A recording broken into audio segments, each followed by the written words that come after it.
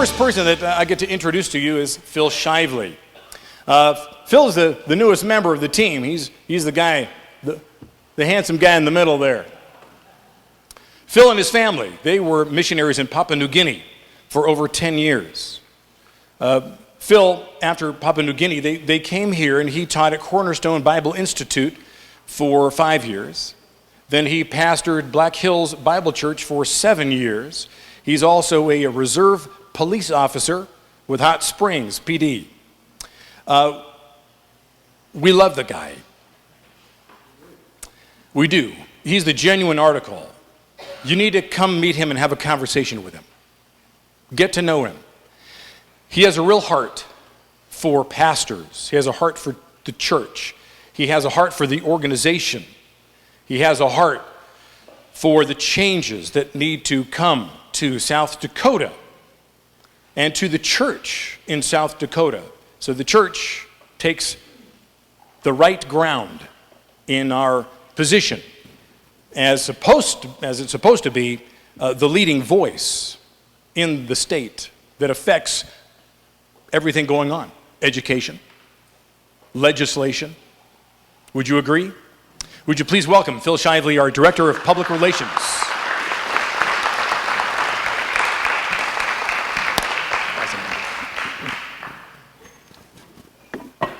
Good afternoon. All right, thank you.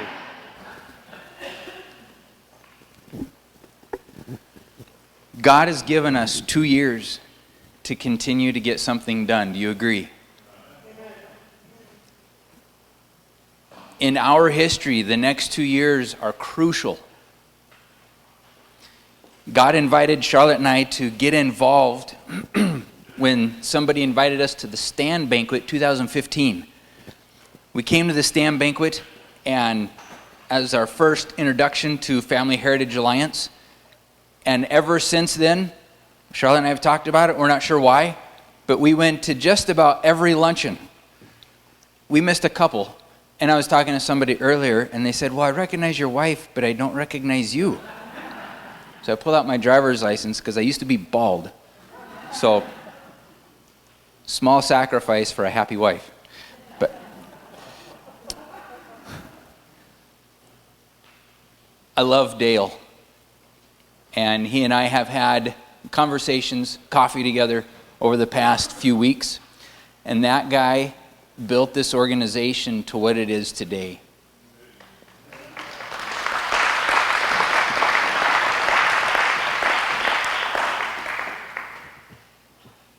I said, when we were in Sioux Falls last night, or yesterday, somebody told me, they said, Phil, you have big shoes to fill.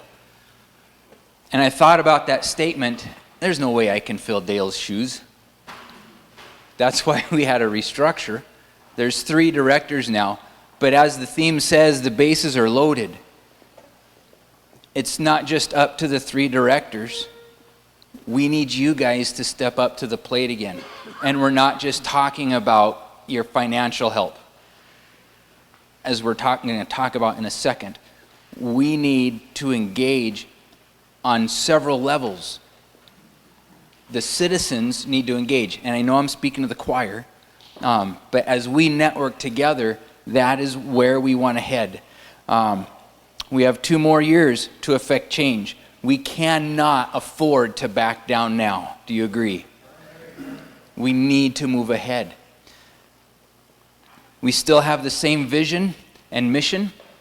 Our vision statement answers the question, why are we here? And I met Brian, who's running the video. My middle name's Brian. I said, is it with an I or a Y? And he says, it's with a Y. You gotta know your why. Right, Brian? Do we know our why? Why are we here? Why? Why are we here? That South Dakota would be a state where God is honored, religious freedom flourishes, family thrives, and life is cherished. I can't read that without hearing Dale's voice. Our mission is still the same.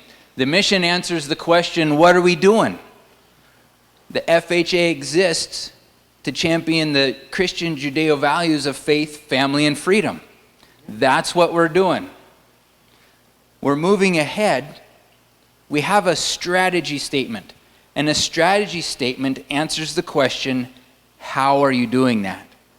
Because we can talk about our vision and our mission, but when the rubber meets the road, how are we accomplishing that? So our strategy, by building alliances, promoting biblical citizenship, engaging the citizen's voice, and equipping statesmen. Building alliances, we are gaining ground. You will be getting an email shortly regarding our work with Family Research Council in Washington, D.C., and their push for having culture impact teams. Have you heard of a culture impact team? Okay, that's coming this fall. So be looking for that, be gearing your mind up for that, because we are going to be engaging your voice as well. I'm in contact with local law enforcement, the local military base. We are strengthening our allies with the Christian organizations that we already have. On our local level, here in the Black Hills, we want to continue to expand across the state. We had a good meeting yesterday in Sioux Falls, but more importantly, especially at this point in time, as Christians, let me ask you. No, I'm not going to ask you. I'm going to tell you. The alliances that Christians have with each other, that churches have with each other, has not historically been very healthy. You with me? Jesus said his prayer to the Father in John 17 is that they would be one as you and I are one. Well, what's the point? Why should we have that unity? He goes on in his prayer, he finishes the statement with, that the world may know that you sent me. Do we want the world to know Jesus? That one of the things that comes by is believers being one in the unity that they have in Jesus Christ. So building the alliances, when the world sees that growing, they're going to see who Jesus is. That's what God says. To let any root of bitterness, for whatever reason, on whatever level, be it the family level, be it in the church, be it in an organization, to let any root of bitterness take hold, take root, it's going to defile many people. And as believers, at this point in time, it is crucial that we do not let any root of bitterness take hold. We need to keep our eyes on the hope that we have, on the civil stewardship that God has given us, and continue to press forward as believers in Christ with the responsibility that God has given us. You with me? All right.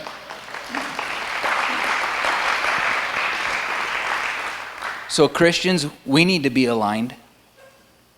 Churches, we need to be aligned. Pastors, we need to be aligned. At one point in time, pastors were the moral force of our nation. Building alliances. Promoting biblical citizenship. I believe there's two things that have killed biblical citizenship. One is the Johnson Amendment. You guys know what that is? Two is the misinterpretation of the separation of church and state. And you guys know what that is.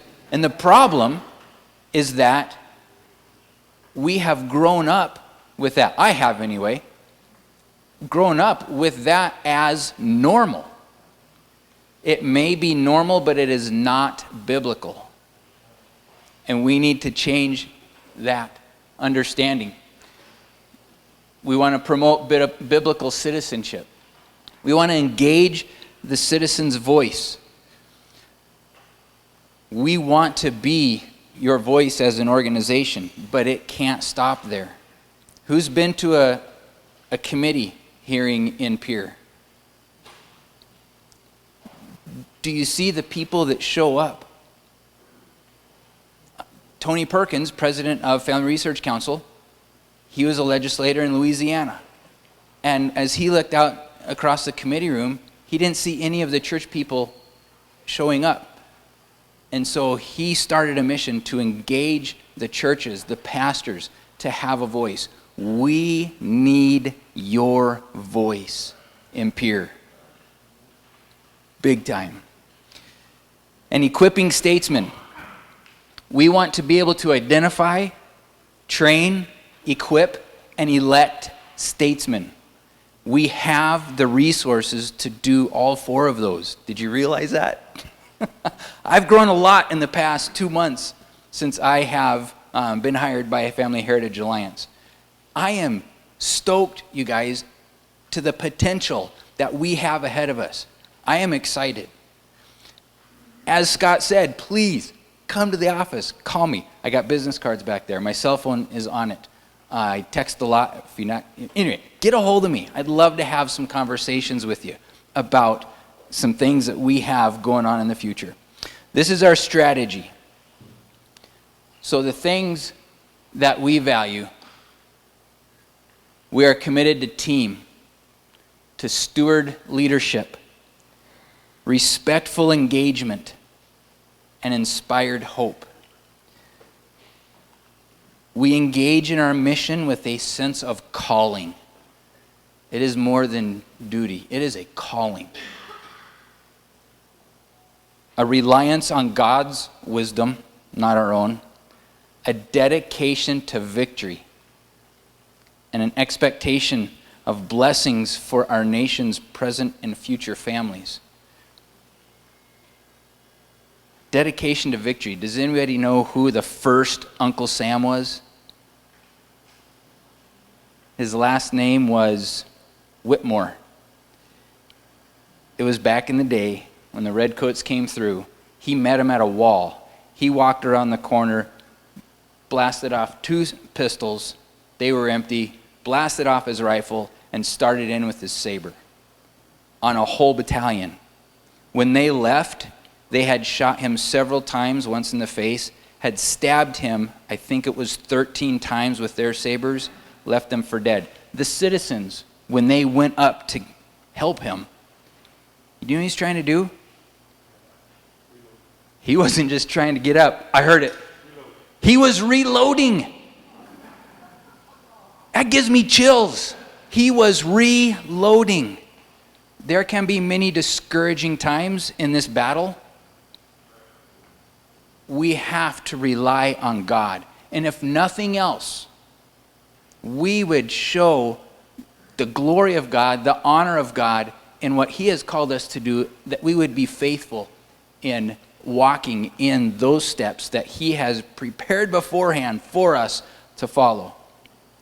Daniel 11:32 says, "The people who know their God shall stand firm and take action." Do you know your God? This is the Stand Banquet that's coming up. Do you guys know the Benham Brothers? If you don't, you need to. They are shaking it up for family policy councils. There's 40 of them across the nation, right? So I want to introduce you to these guys. I have a short video clip, and they are going to introduce you also to the Culture Impact teams, which are coming up this fall. So let's go ahead and roll the video. The role of government is to restrain evil that good may flourish, or to punish evil and praise those who do right. What happens when government now, or God's people pull out of government? Now government flips those around, and they begin to punish good and praise evil. The Apostle Paul taught young Timothy, he said that the church is the pillar and support of the truth. That we are salt and light. Jesus says we are salt and light, but if the salt loses its saltiness, it's fit for nothing but to be thrown out and trampled under the feet of men. But if church is something that you are, and testimony is something that you live, then being the church wherever you are is what's most important. And so that's why we say that plumbers, preachers, politicians, practitioners, whoever it is, stay-at-home moms, be the church right there. Be the church. And what we like to say is the church is family on mission. Speaking of one practical thing, is the FRC's cultural impact teams. I was getting in there. our church. You're going to talk about it? I want to talk about no, that. No, because I like it. I want Tony to be impressed with me. No, Tony, you'll be impressed with me. Our own church is doing one of FRC's cultural impact teams where they've got, I mean, it's basically how to impact your culture in a box. It's the coolest thing ever. And so that you simply get a person or a family or whoever in your church that can actually run the thing, and it teaches them how to get your church engaged in the culture. There is no better missionary that needs to be supported than that person who's running the FRC's cultural impact. Who is it in your church that really has a heart as a missionary to that realm of society? Government is a mission field. Government is a minister of God. And if the true ministers don't go to that mission field, then that no longer will be a minister of God. It will actually be a minister of Satan, because it'll flip around what is good and what is evil. That's why we've got to be involved.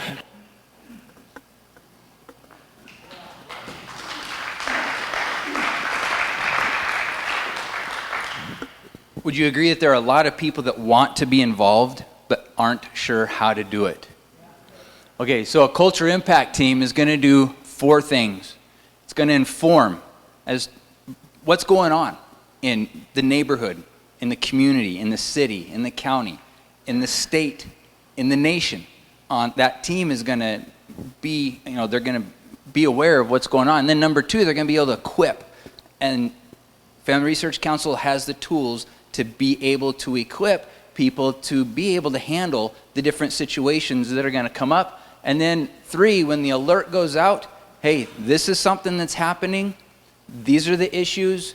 We need to then mobilize the church to get involved, whether it be who to call, who to write, who to visit.